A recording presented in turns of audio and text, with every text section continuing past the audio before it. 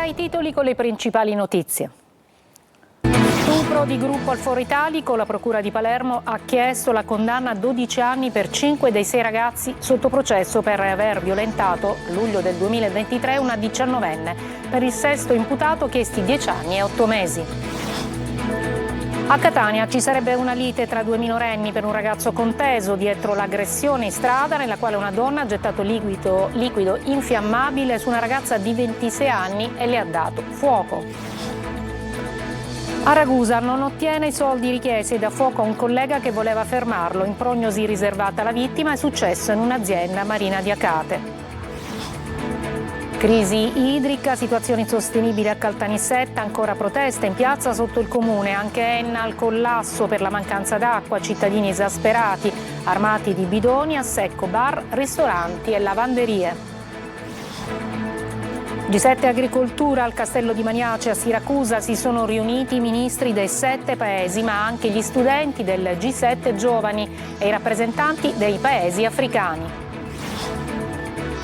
Passeggiata dei ricordi al giardino della Colimbetra nella Valle dei Templi, una giornata speciale per chi soffre di Alzheimer. Italia. Serie C, il Catania cerca di riscatto, prepara la sfida con il Monopoli, adesso capolista del torneo.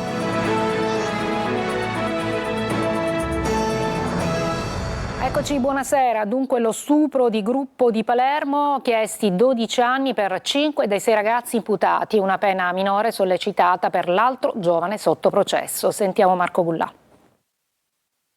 La richiesta di pena è pesante. Secondo la Procura di Palermo, i 6 imputati sono tutti colpevoli dello stupro di gruppo subito da una ragazza di 19 anni nel cantiere abbandonato del Foro Italico. Queste le richieste di condanna avanzate dal procuratore aggiunto Laura Vaccaro e dai sostituti Mario Calabrese e Monica Guzzarti, 12 anni ciascuno per Angelo Flores, Gabriele Di Trapani, Cristian Barone ed Elio Arnao, 10 anni e 8 mesi per Samuele Lagrassa. Quest'ultimo non avrebbe partecipato materialmente agli abusi sessuali, pur avendo, secondo l'accusa, pienamente condiviso il progetto criminale del gruppo, ed è per questo che la richiesta di pena nei suoi confronti è inferiore a quella degli altri. Un settimo imputato, Riccardo Parinello, è stato condannato separatamente in primo grado a 8 anni e 8 mesi con l'abbreviato dal Tribunale per i minorenni. Ha compiuto 18 anni dopo i fatti dell'estate 2023. Nel corso dell'esame i 6 hanno tenuto una linea difensiva comune. La 19enne era consenziente. Sarebbe stata lei, nell'estate dell'anno scorso, dopo averli incontrati alla Vucceria, a convincerli a spostarsi nel cantiere abbandonato. La parola passa ora alla parte civile e poi alle difese. A Catania, sfregiata e bruciata per un fidanzato conteso, ma l'aggressore sbaglia bersaglio e sparge di benzina dandole fuoco una familiare della ragazzina, che invece era al centro della questione amorosa. La ragazza adesso riporta ustioni sul 20% del corpo. Sentiamo Desira Ferlito. Forse una questione amorosa dietro la brutale aggressione di una donna su una ragazza di 26 anni, finita nel reparto grandi ustioni dell'ospedale Canizzaro di Catania. Secondo quanto emerso dalle prime indagini della squadra mobile, tutto sarebbe nato da dissapori tra 2 ragazzine che iniziano a litigare scambiandosi messaggi sul cellulare. Gli animi si accendono e finiscono per coinvolgere i familiari delle 2 teenagers, una residente in un quartiere periferico del capoluogo etneo e l'altra nel centro storico. Sembrerebbe che le familiari delle minorenne si siano date appuntamento sotto casa di una delle 2 in via Capuana, all'angolo con via Ventimiglia, per un chiarimento, ma all'improvviso volano insulti fino alla violenta rissa. Al culmine del litigio una donna getta del liquido infiammabile e appicca il fuoco, ferendo la 26enne, che ha riportato ustioni sul 20% del corpo, sul volto, collo, braccia e torace. Si trova ricoverata in gravi condizioni, ma non sarebbe in pericolo di vita. In realtà non sarebbe stata lei a dover essere punita, ma una familiare. A lanciare l'allarme un passante che avrebbe assistito all'aggressione. La procura ha aperto un'inchiesta e sta cercando di ricostruire la dinamica dell'accaduto, anche per accertare le precise responsabilità e l'eventuale premeditazione. Non ottiene i soldi richiesti, getta del liquido infiammabile che finisce addosso al collega che tentava di separarli. In prognosi riservata alla vittima. È successo in un'azienda a Marina di Acate, nel Ragusano. Veronica Barbarino. Getta del liquido infiammabile addosso a un uomo e appicca il fuoco. Incastrato dalle immagini delle telecamere, viene arrestato dalla polizia e condotto in carcere a Ragusa. La tragedia si è consumata nella zona di Marina di Acata, in contrada Macconi, in un'azienda per la commercializzazione di prodotti ortofrutticoli. Un uomo di 52 anni, pregiudicato e attualmente affidato in prova ai servizi sociali nella zona di Gela, si è presentato in azienda per esigere dei soldi dal titolare. Non ottenuti, è andato via invendo violentemente. Tornato poco dopo con 2 bottiglie di liquido infiammabile in mano, voleva appiccare il fuoco all'interno dell'azienda, ma un operaio 35enne lo ha affrontato per cercare di impedirglielo. Alla fine la benzina è stata gettata sul corpo del ragazzo, il quale è stato soccorso e trasportato in ospedale a Catania. Ricoverato al centro Grandi Ustioni del Cannizzaro, ha riportato ustioni di secondo e terzo grado. Gli agenti del commissariato di Vittoria, diretti dal vicequestore Giovanni Arcidiacono, gli stessi che hanno arrestato il colpevole della strage familiare a Vittoria in cui persero la vita madre e figlia tunisini, lo hanno intercettato mentre cercava di fuggire e lo hanno arrestato con l'accusa di tentato omicidio. Non solo Enna, tutta la Sicilia centrale soffre della crisi idrica, più che altrove a Caltanissetta. La situazione è insostenibile, i cittadini sono in piazza sotto il comune. Sentiamo Manlio Viola. Caltanissetta è allo stremo. Esistono aree della città dove l'acqua arriva ogni 7 o addirittura 10 giorni, ma c'è anche una porzione di territorio dove l'acqua non arriva affatto. Per questo è stata inscenata sotto il comune nisseno una protesta. L'ex sindaco Roberto Gambino non ci sta e attacca la regione prendendosela prima di tutto con l'ex presidente e attuale ministro Nello Musumeci. Musumeci dice delle falsità. Lui per 5 anni ha fatto il presidente della regione, dice di aver fatto progettare la diga Blufi, ma lo studio di fattibilità è in corso in questo momento, quindi evidentemente siamo un po' indietro, per cui noi protestiamo perché soprattutto sul sistema Blufi. Il sistema Blufi è un sistema che ha un potabilizzatore, un acquedotto che arriva fino a Caltanissetta ma non ha la diga. Dov'è la diga? In piazza ci sono i cittadini, ma alla protesta si è unito anche il parroco, padre Pietro Orrigi. Una scelta che dice chiaramente qual è la situazione e il disagio diffuso. La protesta è partita dalle mamme e allora qua l'esigenza è di avere l'acqua nei rubinetti. Io tempo fa andai in una trasmissione e raccontai che c'era l'acqua a giorni alterni, adesso l'abbiamo ogni 7-8 giorni. Ci sono zone di Caltanissetta in cui manca da più di 100 giorni. Sulla crisi c'è un consiglio comunale aperto ai cittadini riunito per raccogliere le proteste e le tante storie di disagio non più sostenibile. L'ex sindaco Gambino non risparmia neanche l'attuale governo della regione. Noi abbiamo un consiglio comunale aperto dove abbiamo invitato il presidente della regione e l'assessore Di Mauro e non si sono degnati della loro presenza. Una battaglia però che vedrà in prima linea anche l'attuale sindaco Walter Tesauro, che si dice pronto ad ogni azione necessaria. È una lotta che faremo assieme e anche chiederemo alla regione siciliana, allo Stato, di essere presenti e essere molto vicini per questo problema che veramente attanaglia la nostra città di Caltanissetta, e sono con i cittadini e per i cittadini. È ormai chiaro che la situazione in tutta la Sicilia centrale non è più sostenibile.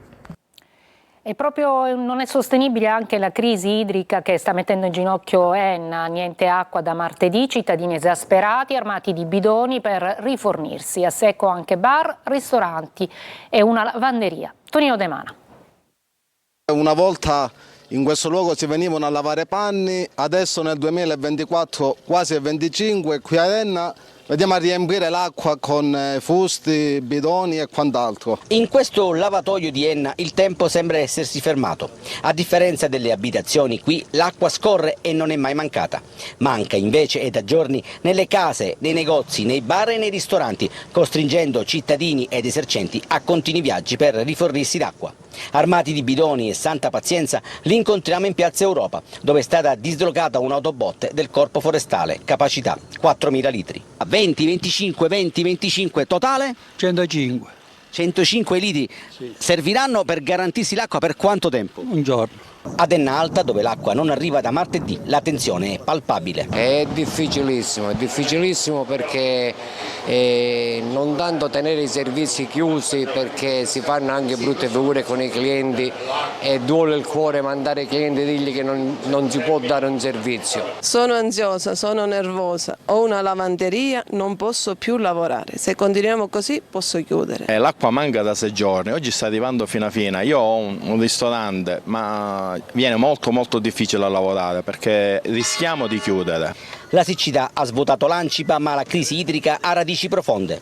Adesso si sta provvedendo a scavare nuovi pozzi, ma sono infrastrutture che già c'erano e che colpevolmente sono state abbandonate, quindi non se ne è curata la manutenzione, e le autobotti chiaramente devono essere incrementate nel tempo in cui entreranno in funzione queste nuove fonti alternative di captazione. Non le manda a dire l'avvocato Cortese, che ha presentato un esposto per interruzione di pubblico servizio. Abbiamo presentato un esposto alla magistratura perché riteniamo che i poteri della procura siano più ampi e possano scandagliare a 360 gradi sia ad Enna che altrove. Intanto i carabinieri hanno fatto visita alla società che gestisce il servizio idrico Acquaenna, acquisendo alcuni documenti.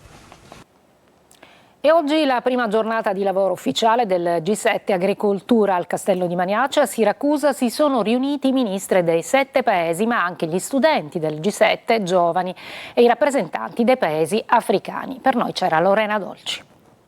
Eccoli tutti in posa per la foto di famiglia, una famiglia allargata, con i ministri dei 7 paesi occidentali e accanto a loro i colleghi africani e gli studenti del G7 giovani. Ad accogliere le delegazioni stamattina al Castello Maniace il padrone di casa Francesco Lollobrigida, che ha offerto granita al limone e brioche, colazione tipica siciliana in linea con le temperature torride di questi giorni. Poi subito al lavoro nella sala ogivale dedicata a Federico II a porte chiuse. Sul tavolo il documento presentato dalla delegazione di giovani e studenti. Abbiamo avuto un'impressione molto positiva, ci sono stati ministri che ci hanno posto domande, che abbiamo visto che hanno fatto foto alle nostre slide, che ci hanno chiesto i nostri documenti e che hanno mostrato un vero interesse per quello che abbiamo detto. Ottimismo condiviso anche dalla giovane mamma austriaca che ha partecipato ai lavori insieme al suo bimbo di pochi mesi. Per cambiare il futuro devi essere un po' ottimista, ci dice. Ci aspettano molte sfide, tra cui i cambiamenti climatici, ma ho fiducia. Nel pomeriggio la sessione è dedicata alla cooperazione con i paesi africani con vari incontri bilaterali. Massimo impegno in questa direzione con l'obiettivo Fame Zero è stato espresso in apertura dal ministro Lollobrigida, citando il piano Mattei messo a punto dal governo per coordinare tutti i progetti. Gli sforzi dei paesi membri saranno poi tesi a rendere l'agricoltura e i sistemi alimentari più sostenibili e resilienti, considerando i principali fattori di insicurezza alimentare. Settori chiave: scienza e innovazione, i cambiamenti climatici, le giovani generazioni, la pesca sostenibile e l'acquacoltura. A margine il commissario europeo per l'agricoltura Janusz Wojciechowski ha chiesto un budget più forte e un'agricoltura più rispettosa del clima e dell'ambiente. E arrivano 100 milioni per contrastare il disastro derivante dalla crisi idrica in agricoltura. Il neoassessore regionale Barbagallo lo annuncia al G7 e snocciola anche tutti gli altri interventi previsti dalla regione nel settore del medio e lungo termine. Manlio Viola.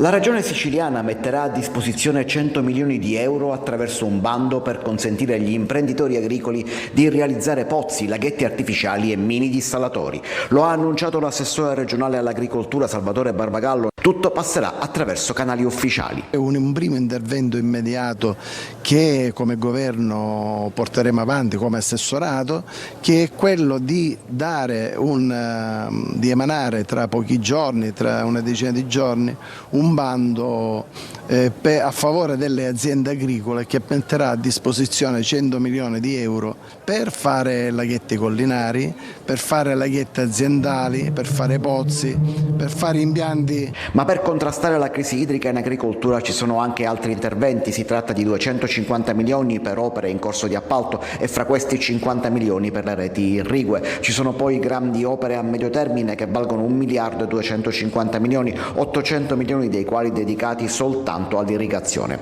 Parallelamente la Regione procede alla riforma dei consorzi di bonifica che prevederà, annuncia l'assessore, una razionalizzazione della governance che metterà in condizione gli imprenditori di avere maggiore libertà nella gestione. Leonardo Lapiana è il nuovo segretario generale della CISL Sicilia, prende il posto di Sebastiano Cappuccio. E oggi il leader nazionale Sbarra, presente a Palermo, dice che la crescita del Mezzogiorno è interesse nazionale. Ci sono segnali da questo punto di vista importanti e incoraggianti. Una breve pausa e poi la missione sanitaria dei cardiochirurghi di Taormina in Africa.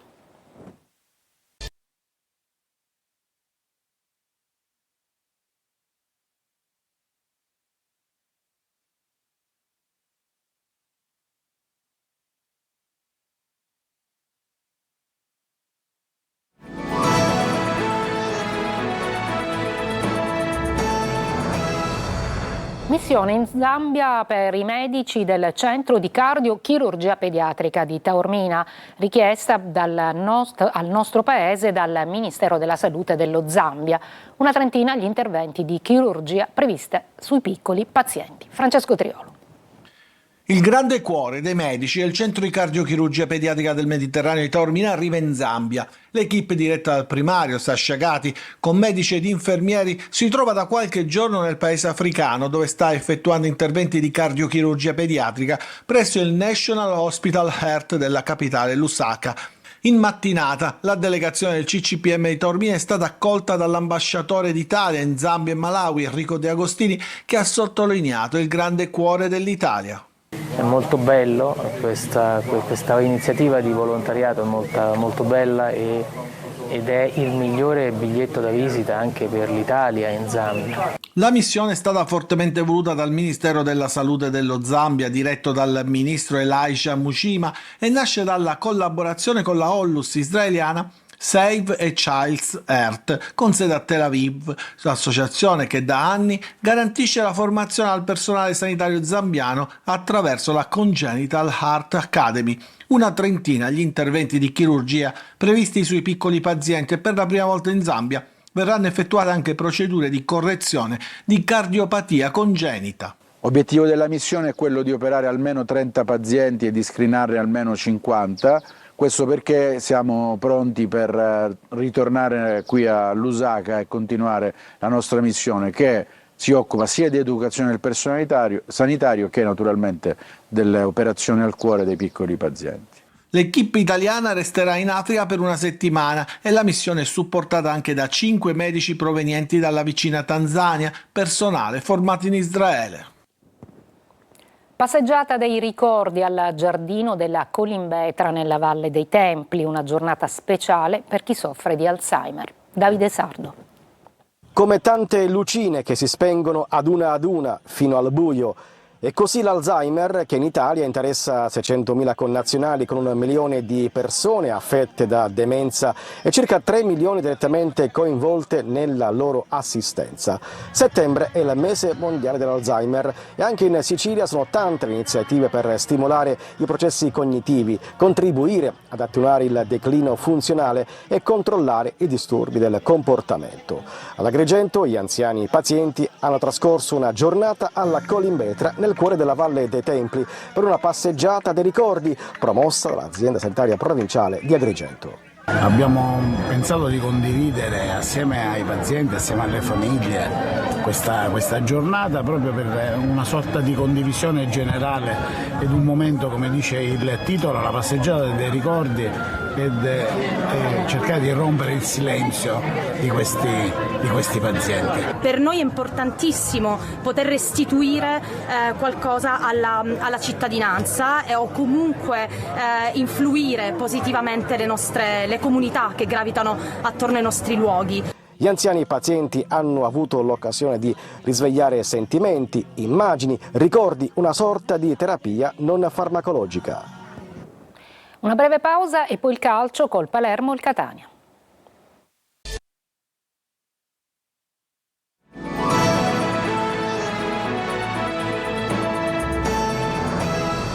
Per il calcio, Palermo fuori dalla Coppa Italia, rosanero sconfitti 5-0 dal Napoli, gli errori di Sirigu regalano il vantaggio alla formazione di Conte che poi dilaga. Marco Gullà.